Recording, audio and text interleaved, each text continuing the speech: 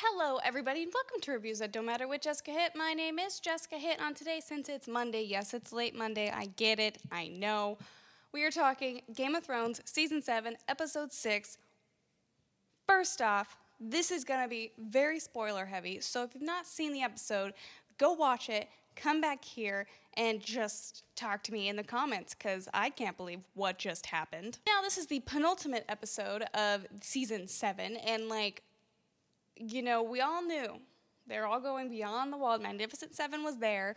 That is, of course, Jon Snow, Gendry. You have Thoros of Myr, Beric Dondarrion, the Hound, and then you also have Jorah Mormont, which is just like the best group of people ever. I really enjoyed all the little conversations they were having, kind of like on their way to go get a white. And my theory behind all of this was I thought 3 to 4 of them were going to die. I thought the only 2 people that had complete plot armor was Gendry and, Jorah Mormont. Mainly because they just brought Gendry back, and he's also the last Baratheon, so I just figured.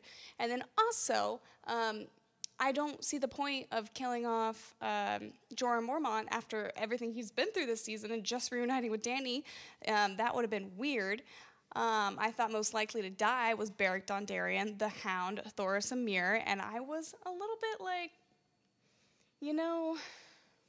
Jon Snow could die for a second time and be brought back by Thoros of Myr, because I think there's a chance that that's going to happen again in this series, but I have no clue. That could be completely a crapshoot of a theory. So I thought a whole bunch of people were going to die. I was very happy that only one died, and it was the biggest red shirt out of all of them, which is Thoros of Myr. But let's take a moment to realize just how awesome Thoros of Myr was. He literally got attacked by a white polar bear, white spelled W-I-G-H-T, and mauled by one because he saved the Hound, because the Hound was, with the fire, and he froze. And anyway, he saved the Hound, he battled the thing, it mauled him, and he just had Beric Dondarrion cauterize his wounds with his flame sword and then kept walking. And he died in his sleep because it got so cold and all of that, and he was weak and he was bleeding internally. But that's pretty badass. And I'll also say, I have never been more stressed out watching a single sequence as Tormund being just almost torn apart by those whites, almost dragged under the water, only to have the Hound save him. Oh my God, I was literally just like, oh my God, Tormund's gonna die. Tormund? Oh, I thought Tormund was gonna die too, actually, in the actual my little death draft. I thought that Tormund was gonna die because he was a big enough character to where it would really rip the hearts out of the viewers. But he didn't. He survived thanks to the Hound, who kind of, sort of, not really redeemed himself. First from freezing on the spot with the polar bear, and also doing the whole rock throwing thing, and the whites finally realized that they could walk across the ice because it refroze again. Come on, the Hound. Come on, the Hound. But you saved Tormund, so kind of not really makes up for it, but kind of does. None of that would have happened if he didn't throw the rock in the first place. Also, I know I've said that I've really enjoyed all of the fast track moving, but I mean, the fact that Dany got there so quickly, I know she's riding a dragon, and we don't technically know how fast dragons fly. Still, she got there fast. I am happy at the fact that, they stayed overnight and they were there for quite a bit of time before the Hound threw that damn rock.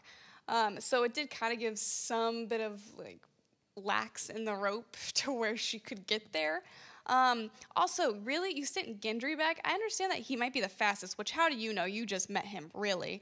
But you send one of the only people who've never seen snow in their life and has never been up the north at all. How is he going to be able to find his way out? He could have very easily gotten lost, and they would have been doomed. Anyway, I was kind of happy to see that, even though I was yelling at Gendry to run when he stopped that one time and he fell, and that was rough. And I'll tell you what, that whole battle was awesome. You have 6, or 5 technically, 5 because Thoros of Myr died and Gendry's all the way back. But you have 5 of some of the best fighters that you could possibly get, and they're handling this whole white thing pretty well, honestly. um, they would have been overcome pretty soon, but I mean, most people probably would have just died instantly. Also, we learned some pretty telling things in this little trip. First, if you destroy a general or one of the big bad guys of the White Walker army, it kills all of the whites that they turned, which makes this a way easier fight to win, because at first it seemed impossible. Also, well, we as an audience know what the big bad white has now, which I'll get into in a second. I haven't gotten to that part of the fight yet. So yeah, we learned that. Also, can I just say, usually I find Jon Snow like kind of whiny and like moody, and he has never been like super attractive to me. But I'll tell you what, this last episode, he was just a sex bot. Did that make any sense? He was so just like good and so hot when he was like going through and like just like taking out these whites. Yeah, I kind of just, I was always a Robb Stark fangirl because that man is beautiful. But Jon Snow, he won me over in this episode because he's never been my favorite character, but now because he's just so heroic and he's just like good deep down. And I'll tell you what, I'm okay with incest when it's Dany and Jon. I do not care. Like, they have such good chemistry. And to be fair, like, Daenerys grew up thinking she was going to marry her brother. So, I mean, marrying her nephew really isn't a stretch. And Jon Snow, like, once he falls in love with her, he's just going to, like, we're going to hide this. No one's going to know about it. Because they're going to be boning soon. I'll tell you that much. You could tell. I mean, just like the panic on Daenerys' face and like the caring in Jon's face, and like it was just nice. And it's also like both of them know what true love feels like with Drago, Khal Drogo, and Ygritte. And it's kind of nice that those wounds are possibly going to be healed. And I mean, let's be real. If anybody can get Dany an heir, let Jon Snow try, at least. Anyway, sends Gendry back to, of course, go right to Dany to help them in some capacity. She brings all 3 of her dragons. And there was a little bit, like, I really like the conversations that Tyrion and Daenerys are having, even though she doesn't really seem to be listening to him ever. There is a very nice mutual respect to it all. I thought for 2 seconds that Tyrion was going to get on one of the dragons, Viserion, because obviously she gets Drogon, and he gets Rhaegal. Jon Snow does, because that's his father, technically. Anyway, I thought he was going to get on a dragon. I was like, yeah, and then he didn't. I was like, yeah, okay, that makes total sense. Anyway, they go up, they find them, found them pretty easily, it seemed like, and just destroy these whites. Like, oh my God, that was so exciting, and I like immediately calmed down, and then Jon is kind of like, okay, everybody else get on the dragon, I'm gonna take out these guys, and then the unthinkable happens. And now I understand why only one of the Magnificent Seven has died, and that is because the 2 writers, D.B. Weiss and the other guy with a D, Dan something, I think, decided they're gonna kill off a freaking dragon. And you know what? I've never felt the sting of a death more than in that moment.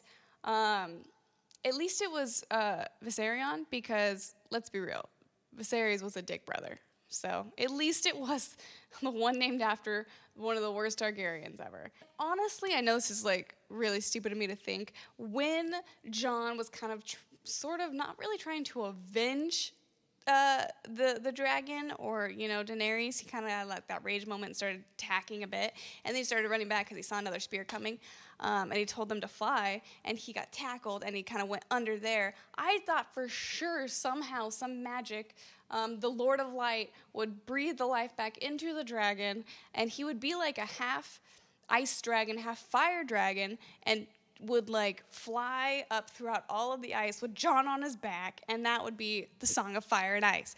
But no, that didn't happen. The freaking Night King resurrected him, and now we have a white dragon. And Uncle Benjen coming in clutch, saving Jon Snow. Man, he did a good job, you know what? And I think him dying, it was perfectly fine because he helped save Bran, he helped save Jon. Also, that did provide us with a shirtless Jon, and Dany saw all of the scars from his stabbing when he died.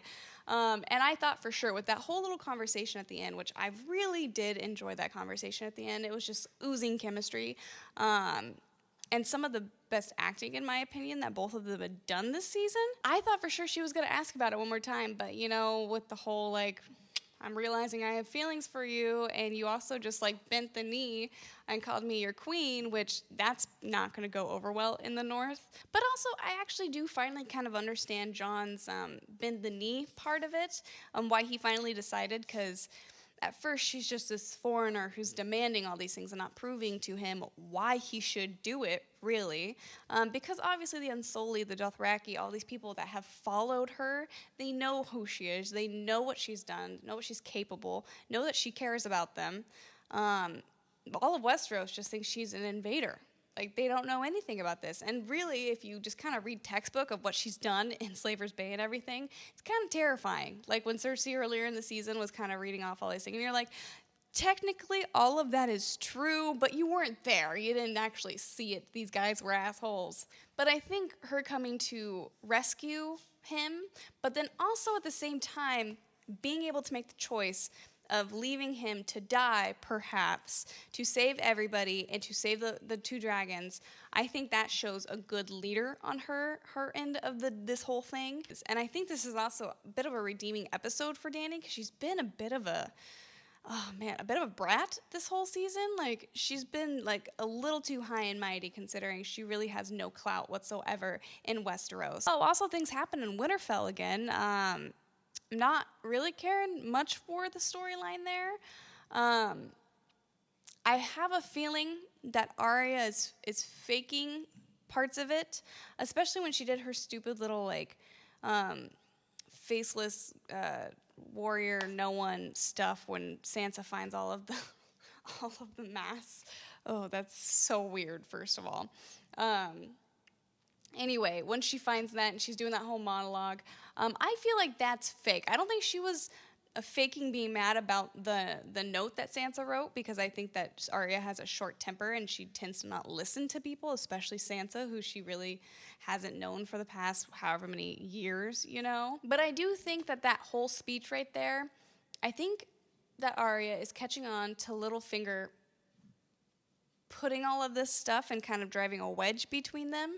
And I think that she was trying to signal to Sansa when she flipped the dagger over and gave it to her that it wasn't real. I don't know if Sansa caught that. I don't think they're in cahoots yet. I think eventually what will happen is the Stark sisters will work together to destroy Littlefinger, because everyone knows Littlefinger's the worst. Also, I mean, Sansa, really, you're still confiding in him. Yeah, I mean, who knows? If it's actually they're fighting, I'm not a fan of this whole thing, especially when they're both, like, arguing about who's had it worse. And then also, where's Bran and all this? Bran is literally just, like, chilling in the back, like, just waiting for Jon, because apparently the only important thing that he has to say to any of his siblings is Jon is a Targaryen and not Ned Stark's bastard son. But, you know, you can't just, like, go up to the Stark sisters and be like, you guys need to shut up. I'm going to tell you some stuff because I know things. But, of course, he might not know everything, considering he's still trying to learn, especially when, like, he has said that a couple times. And also with, like, when Arya showed up, he was like, I saw you at the crossroads. I thought you were going to King's Landing. He obviously didn't see her coming up to the north. So there is a limitation what he has. He's still learning. So maybe he's not seeing everything. Anyway, I hope you guys enjoyed this review. If you did, give it a thumbs up. Comment down below. What are your thoughts on this episode? Did you like what I liked? Did you dislike what I disliked? Or was it the opposite? Let me know. I'm curious. Also, don't forget to subscribe. I make videos Monday, Wednesday, Friday. Every Monday is Game of Thrones until it's over, which is next week. Oh my God. And also, on Wednesday, we are talking The Defenders. I finished it on Saturday. We're going into a deep dive spoiler review of it and what I thought, which was pretty middle of the road. And then Friday, I'll figure something out for that. So I will see you guys on Wednesday. Bye.